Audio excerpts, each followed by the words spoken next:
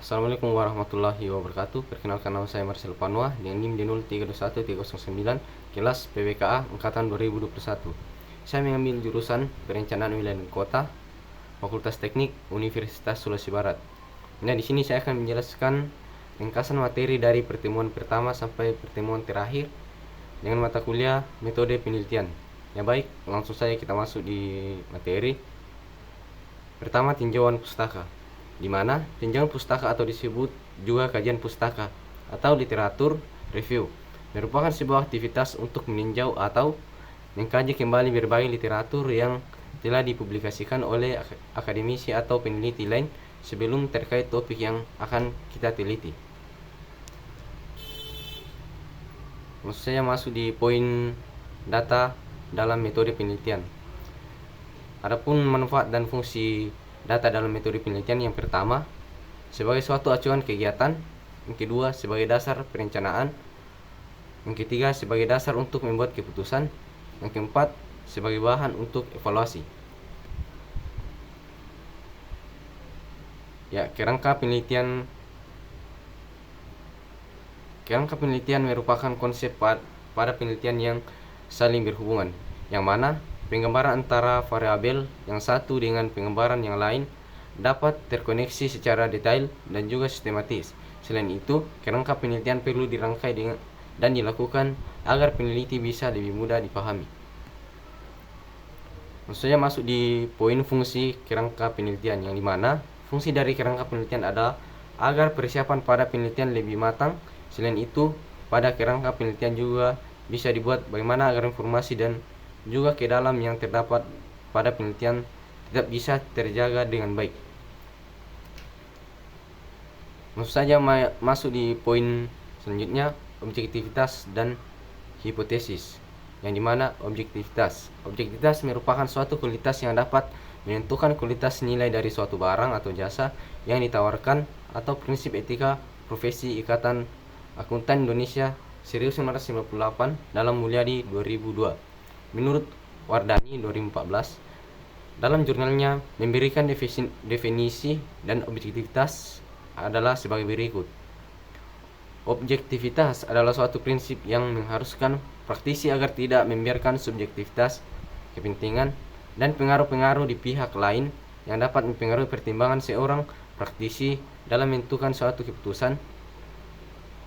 Menurut Wardani 2014, dalam jurnalnya memberikan definisi dari objektivitas adalah sebagai berikut. Objektivitas adalah suatu prinsip yang mengharuskan praktisi agar tidak membiarkan subjektivitas, kepentingan, dan pengaruh-pengaruh dari pihak lain dapat mempengaruhi pertimbangan seorang praktisi dalam menentukan suatu keputusan. Hipotesis. Menurut Erwan Argus Purwanto 2013, definisi dari hipotesis adalah suatu tuduhan atau pernyataan sementara masalah penelitian yang kebenarannya masih lemah sehingga harus diuji lagi secara empiris. Berdasarkan kerangka pemikir di atas, maka hipotesis dari penelitian ini adalah: H1. Objektif auditor secara parsial berpengaruh signifikan terhadap pemberian opini audit. H2. Integritas auditor secara parsial berpengaruh signifikan terhadap pemberian opini audit. Nah, berikut fungsi hipotesis. Hipotesis berfungsi sebagai jawaban atau kesimpulan sementara atas suatu masalah, mengarahkan peneliti dalam mencari dan mengumpulkan data, memperjelas keadaan yang tadinya masih terlihat samar, membantu memprediksi hal-hal yang mungkin terjadi. Ya, berikut poin studi kasus riset longitudinal dan cross-section studi.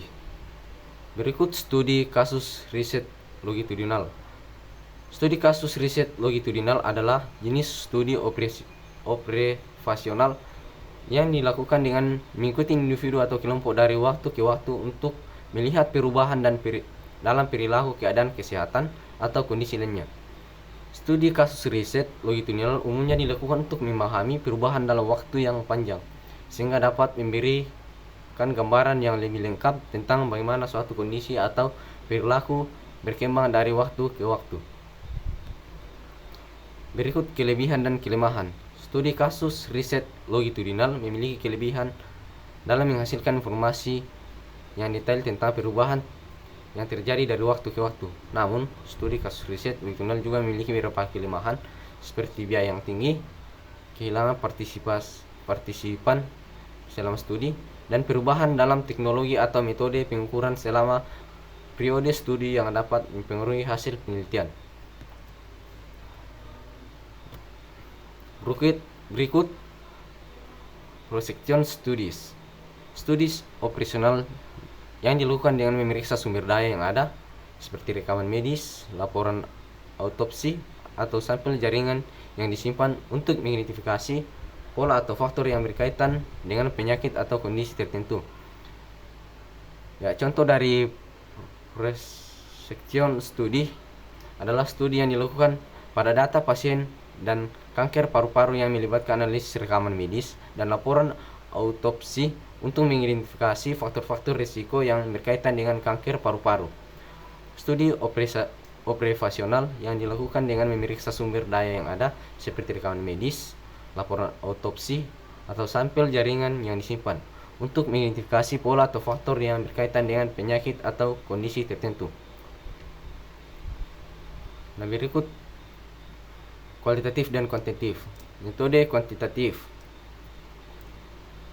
Penelitian kuantitatif adalah proses menemukan pengetahuan yang menggunakan data berupa angka sebagai alat untuk menganalisis pada apa yang ingin diketahui. Penelitian kuantitatif adalah penelitian yang melibatkan teori desain, hipotesis, dan penentuan subjek yang didukung dengan pengumpulan data dan melakukan analisis data sebelum pengambilan kesimpulan. Definisi lain juga dapat menyebutkan jika penelitian kuantitatif adalah kajian dari pemikiran yang bersifat ilmiah. Berikut metode kualitatif. Metode kualitatif merupakan metode penelitian yang menggunakan data deskriptif berupa bahasa tertulis atau lisan dari orang dan pelaku yang dapat diamati. Pendekatan kualitatif dilakukan untuk menjelaskan dan menganalisis fenomena individu atau kelompok atau peristiwa, dinamika sosial, sikap, keyakinan, dan persepsi. Nah, sekian dari materi yang bisa saya jelaskan.